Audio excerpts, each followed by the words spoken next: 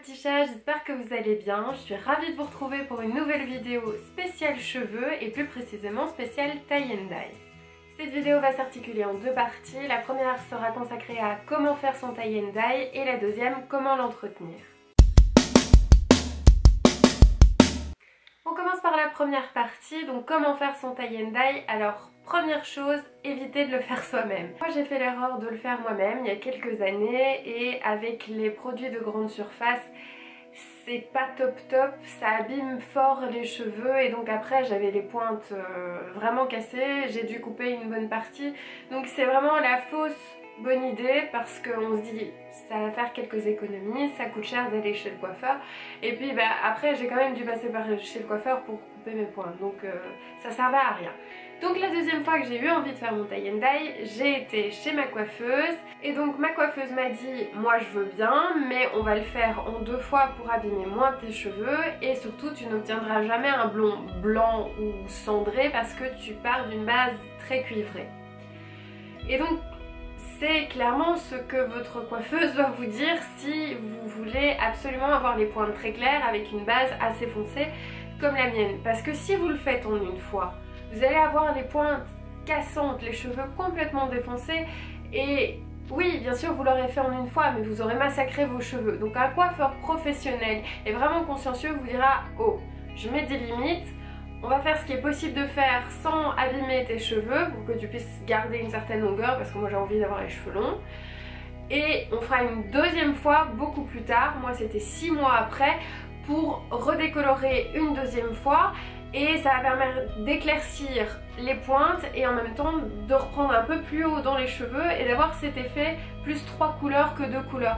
Donc vous voyez, j'ai pas cet effet blanc et puis foncé, j'ai un effet plus blond clair et puis ça remonte vers un roux plus clair et puis c'est plus foncé, donc c'est plus fondu dans la chevelure et donc ça fait plus naturel. C'est ce que moi j'ai tendance à considérer comme étant des tie and dye réussis. Moi j'ai déjà vu des filles qui avaient les cheveux noirs et puis après ça devenait blond très clair d'un coup. Je trouve que c'est la différence, la cassure est trop nette et c'est pas joli, enfin moi je trouve pas ça joli personnellement. Moi je voulais un truc qui se fonde davantage comme si j'avais eu un coup de soleil dans les cheveux et que donc c'était blond sur les pointes et que ça se fondait vraiment dans la masse.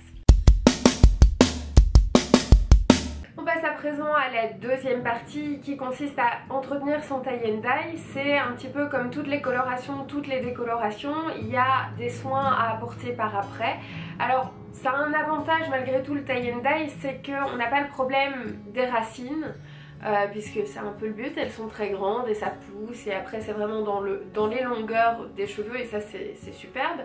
Mais néanmoins les cheveux ont été décolorés, donc abîmés et sont assez rêches et donc à chaque shampoing et même durant la semaine entre les shampoings il faut apporter différents soins pour continuer à avoir des cheveux doux et pas cassants. Pour les shampoings, moi j'utilise un shampoing à l'argile verte de Dessange parce que j'aime bien avoir les cheveux bien propres, bien nets et que je sais que j'ai tendance à avoir la racine grasse et puis les pointes sèches. Donc j'utilise celui-là qui me nettoie bien les racines et après je passe avec un après-shampoing très nourrissant que je vais mettre vraiment dans les longueurs. Mais surtout pas la racine, sinon tout mon effet dégraissage sert à rien, d'accord? Donc je reviens mettre dans les longueurs pour pouvoir les démêler facilement sans les abîmer.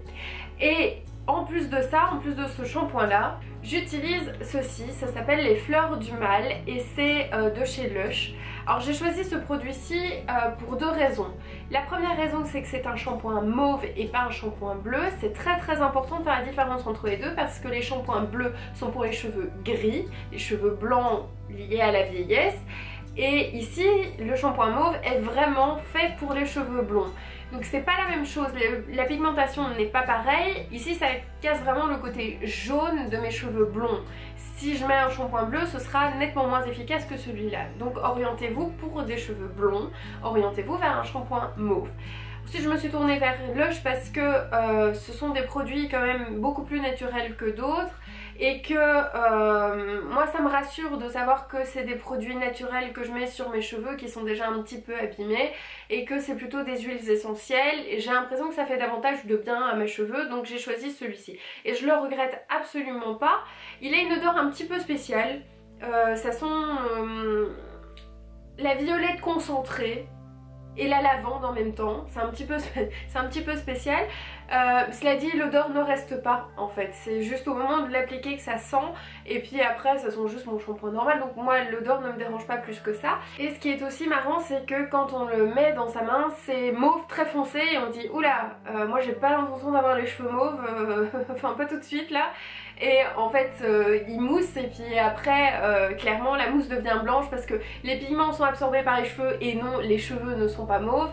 Et après il y a rien quoi, il reste pas de traces ni sur les mains ni sur les cheveux, mais c'est impressionnant la première fois qu'on l'utilise. Les produits Lush sont clairement pas les meilleurs marchés, mais comme c'est juste pour les pointes, ici j'ai un bidon de 250 grammes et ça dure super longtemps. Là je l'ai depuis quelques mois et je sais pas, il est entamé de ça maximum, donc ça vaut la peine d'investir un petit peu plus cher pour prendre soin de ses cheveux, sachant qu'en plus de ça, sur le long terme, ça fait pas si cher que ça. Le deuxième produit que je choisis de vous présenter, c'est l'huile extraordinaire de Elseve de L'Oréal.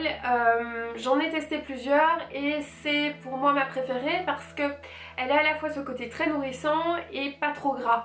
C'est une huile sèche, donc on sent dès qu'on la met dans la main que c'est huileux, on met dans les cheveux et après les cheveux ne sont pas gras et la main n'est quasiment pas grasse non plus et ça laisse pas de traces sur les vêtements. Enfin c'est pas tout poisseux parce que si entre deux shampoings je me retrouve avec les cheveux tout gras à cause de l'huile, ça m'intéresse pas non plus comme effet. J'ai pris la mauve claire pour cheveux fins parce que quand vos cheveux sont abîmés, sont rêches comme ça devient, enfin c'est la même texture quasiment que des cheveux fins. Et depuis que je l'utilise, donc entre les shampoings un petit peu tous les jours, je vaporise sur les pointes et avant mon shampoing aussi, et je trouve vraiment que j'ai une douceur dans les cheveux. J'ai même l'impression quasiment que j'ai pas fait de tie and dye, enfin du moins que je les ai pas abîmés du tout. Et je la mets surtout dès que j'ai envie de lisser mes cheveux. Et j'ai fait avec et sans et j'ai remarqué une différence immédiate quoi. Sans ça les cheveux sont tout secs, on dirait qu'ils vont se casser, et avec ça ils sont tout doux comme si je revenais d'un brushing chez le coiffeur. Ça c'est vraiment deux produits qui sont devenus mes indispensables depuis que j'ai fait mon tie and dye.